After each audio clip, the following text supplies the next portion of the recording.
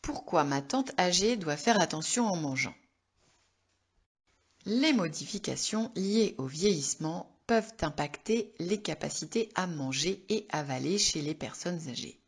Il est nécessaire d'y être attentif et au besoin de s'adapter aux changements. Un biscuit qui passe de travers. La dernière fois que Laurence est allée voir sa tante à la maison de retraite, elle lui a apporté des gâteaux secs. La vieille dame était ravie de sa visite. Mais alors qu'elle dégustait les biscuits tout en discutant avec sa nièce, elle s'est mise à tousser très fort. Laurence a pris peur et a appelé une aide-soignante à l'aide. Sa tante n'arrivait plus à respirer correctement. L'aide-soignante a demandé à la vieille dame de tousser le plus fort possible. Après quelques secondes d'angoisse, celle-ci a fini par reprendre son souffle, au grand soulagement de Laurence. L'aide-soignante lui a alors expliqué que sa tante venait de faire une fausse route. Un orthophoniste lui a rendu visite lors d'un repas et lui a donné des conseils. Il lui a notamment préconisé d'éviter certains aliments qui lui posent souvent problème. Laurence se demande quels sont ces aliments et quel est le rôle de l'orthophoniste dans cette histoire. Le vieillissement, un processus naturel. Quand on avance en âge, on change sur plein de niveaux. C'est un processus naturel et normal. On parle de vieillissement pour le décrire. Nous nous attendons à ce que le visage d'une personne âgée ne soit pas le même que celui qu'elle avait à 20 ans. Ces changements sont ordinaires et nous concernent tous. Vieillir implique un affaiblissement physique.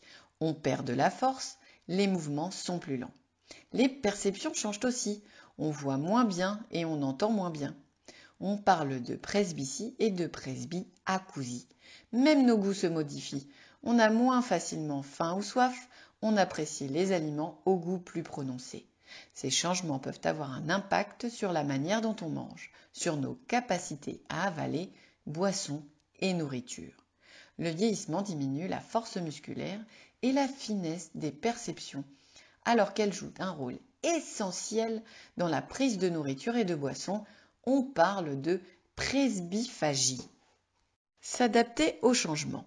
Les personnes âgées se rendent souvent compte des modifications qui surviennent dans leur vie. Elles s'y adaptent peu à peu lorsque leurs capacités le leur permettent. Concernant la nourriture, si elles se sentent en difficulté pour mâcher de la viande dure par exemple, elles éviteront d'en manger. Elles n'achèteront chez le boucher que des morceaux tendres. S'adapter est parfois plus difficile lorsqu'on vit en collectivité, quand les repas sont les mêmes pour tous. Certaines maladies ou d'autres facteurs, comme la prise de médicaments, la dénutrition, interviennent aussi. Ils diminuent les capacités des personnes âgées à avaler et à s'adapter à leurs difficultés. On parle alors de troubles de la déglutition. Il convient de rester vigilant à ces situations.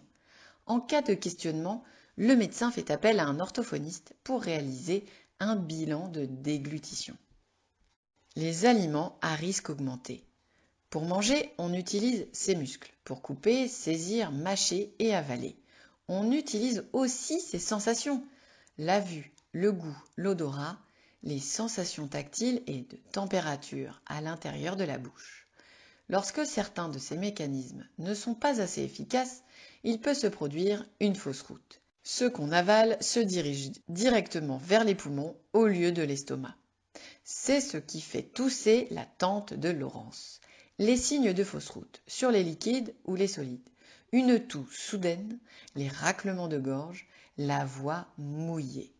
On sait que certains aliments augmentent les risques d'avoir des difficultés à avaler. Ils sont filandreux, trop secs, sémiettes, mélanges liquides et solides, font des grains ou des petits morceaux. Dans le cas de la tante de Laurence, celle-ci s'est plainte de difficultés lors des repas collectifs à son médecin. Ce dernier a alors rédigé une ordonnance pour un bilan orthophonique. L'orthophoniste a assisté à un repas, a questionné la vieille dame sur ses habitudes, ses préférences, les évolutions qu'elle a remarquées récemment. Elle a ensuite effectué un bilan des fonctions oro-myo-faciales. En fonction de ce qu'il a constaté, l'orthophoniste lui a conseillé d'éviter les aliments à risque, ce que la vieille dame faisait déjà en partie. L'orthophoniste a aussi fait part de ses observations aux équipes soignantes de l'EHPAD et aux médecins. Ajuster son comportement. Une autre raison à la fausse route apparaît dans le témoignage de Laurence. Sa tante discutait tout en mangeant ses gâteaux secs. Cela a pu favoriser la survenue de la fausse route. L'orthophoniste a un rôle de conseil et peut donner des astuces pour éviter les situations délicates. Même si ces ajustements sont évidents, il est parfois utile de les rappeler. Ne pas parler avec de la nourriture dans la bouche. Manger en étant bien assis. Prendre son temps. Avaler plusieurs fois. Avoir une bouche propre. Si on porte un dentier, que celui-ci soit bien adapté. Rester le plus dynamique possible. Vieillir, changer, cela fait partie de la vie. À chaque âge, ses adaptations. Il est normal de perdre de la force, d'avoir des mouvements plus lents, des sensations qui diminuent avec l'âge. En être conscient permet de s'ajuster. Cela devient essentiel, notamment si la prise de certains types d'aliments devient plus difficile. Les proches, le personnel soignant, autant que les personnes âgées elles-mêmes sont impliquées dans cette démarche. L'objectif est de maintenir le plus longtemps possible l'autonomie et les capacités présentes dans de bonnes conditions. Une intervention orthophonique n'est pas forcément nécessaire.